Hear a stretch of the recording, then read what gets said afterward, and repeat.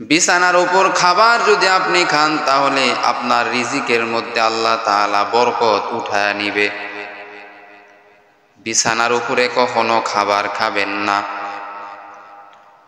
যদি কোনো বান্দা বিছানার উপরে খাবার খায়, আল্লাহ তাআলা ওই বান্দার সংসারের মধ্যে থেকে বরকত উঠায় নিবে, সংসারের মধ্যে অভাব নেমে আসবে। বিছানার উপরে খাবার খাওয়া যাবে না। খাবার যখন আপনি খাবেন, দস্তরখানা বিছায়া আপনি খাবার খাবেন, মাটিতে বসে আপনি খাবার খাইবেন। এরে আল্লাহর বান্দা, এবং খাবার খাওয়ার শুরুতে দোয়া পাঠ করবেন, বিসমিল্লাহি ওয়া আলা বারাকাতিল্লাহ। বিসমিল্লাহ বলে যদি খাবার শুরু করা হয়, এবং ডান দিক থেকে খাবার খাওয়া শুরু করবেন, বিসমিল্লাহ বলবেন, ডান দিক থেকে আপনি খাবার খাইবেন। যেই খাবারের মধ্যে বিসমিল্লাহ বলা হয় না, যেই খাবার খাওয়ার শুরুতে বিসমিল্লাহ বলা হয় না, ওই খাবারটা মূলত শয়তান খায়। আর যেই খাবারের মধ্যে বিসমিল্লাহ বলা হয়, ওই খাবারটা বান্দা তুমি খাও, এবং রহমত ওই খাবারের মধ্যে, ওই খাবারের মধ্যে আল্লাহ বরকত নাজিল করে। ও মুমিন, খাবারটা তুমি খাও, চিবা চিবা তুমি খাও। এবং বান্দা, যখন তুমি পানি পান করবে, খাবারের মাঝে মাঝে তোমাকে পানি পান করতে হবে। পানি যখন পান করবে, তখন তুমি বান্দা বিসমিল্লাহ বলে পানি পান করবে। পানি পান করার দোয়া রয়েছে, ওয়াসাকাহুম রব্বুহুম শারাবান তাহুরা।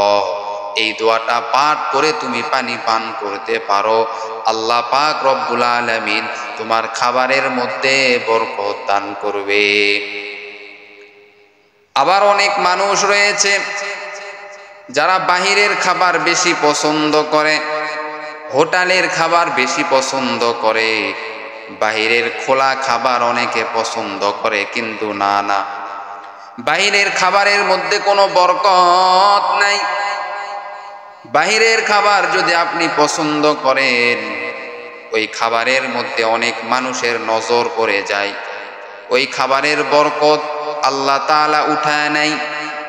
এজন্য আপনি সর্বদা চেষ্টা করবেন, নিজের বাড়িতে রান্না করে খাওয়ার চেষ্টা করবেন, আর ওই খাবারের মধ্যে আল্লাহ বরকত দিয়া দিবেন। এরে আল্লাহর বান্দা,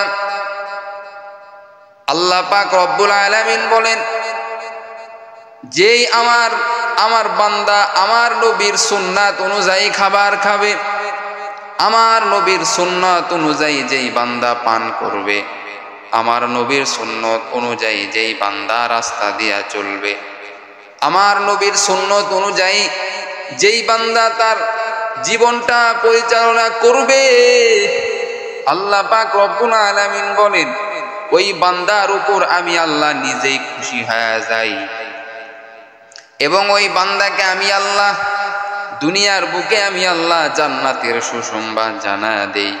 কারণ আমার নবীকে আমি আল্লাহ নিজেই মহব্বত করি, বড় ভালোবাসি। আমার নবীকে আমি আল্লাহ নিজেই মহব্বত করি, ভালোবাসি।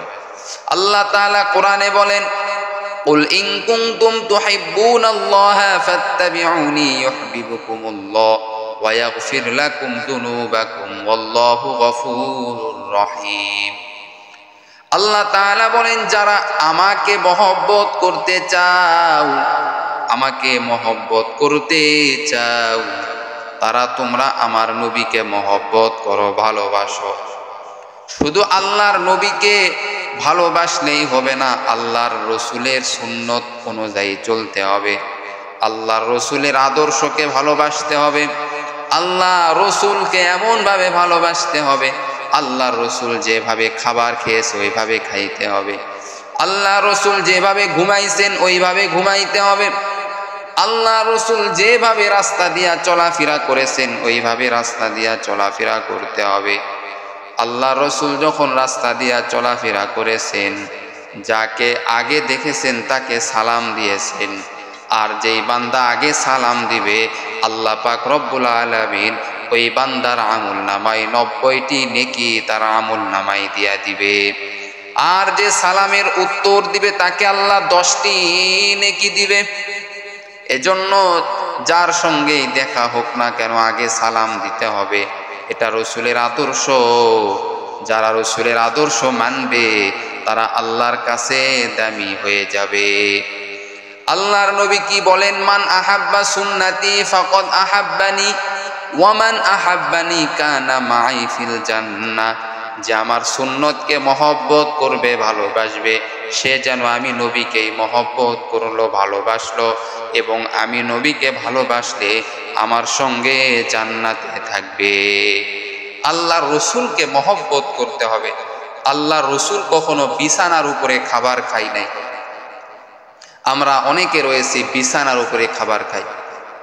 বিছানার উপরে খাবার খাইলে খাবারের বরকত উঠে যায়, সংসারের বরকত উঠে যায়, অনেক রোগ বালা মুসিবত আপনার দেখা দিবে। এজন্য খাবারটা যখন আমরা খাবো তখন দস্তরখানা বিছায়া মাটিতে বসে আমরা খাবার খাবো, এবং খাবার খাওয়ার শুরুতে যেই দোয়াটা রয়েছে বিসমিল্লাহি ওয়া আলা বারাকাতিল্লাহ, এই দোয়াটা আমরা পাঠ করব। যদি আপনি ভুলক্রমে যদি দোয়াটা ভুলে যান তাহলে তারপরেও অপশন রয়েছে, খাবারের মাঝখানে দোয়া রয়েছে, সেই দোয়াটা হলো বিসমিল্লাহি আউওয়ালাহু ওয়া আখিরা। খাবারের শেষে আপনি আল্লাহ তাআলার কাছে শুকরিয়া আদায় করবেন, আলহামদুলিল্লাহিল্লাযী আত'আমানা ওয়া সাকানা ওয়া জাআলানা মিনাল মুসলিমিন। এই বলে যদি আপনি খাবারের শেষে যদি দোয়া যদি আপনি পড়েন তাহলে আল্লাহ পাক রব্বুল আলামিন ওই খাবারের মধ্যে বরকত দান করবে, রিজিকের মধ্যে বরকত দান করবে, কামাই রুজির মধ্যে আল্লাহ বরকত দান করবে, সংসারের মধ্যে আল্লাহ বরকত দান করবে, সকল প্রকার বিপদ থেকে আল্লাহ আপনাকে হেফাজত করবে। এজন্য প্রিয় ভাই, আল্লাহ রসুলের সুন্নত মানিয়া খাবার খাওয়ার চেষ্টা করতে হবে। আল্লাহ পাক রব্বুল আলামিন আমাদের সকলকে এই কথাগুলি বুঝে আমল করার তৌফিক দান করুক। সকলে বলেন আমিন।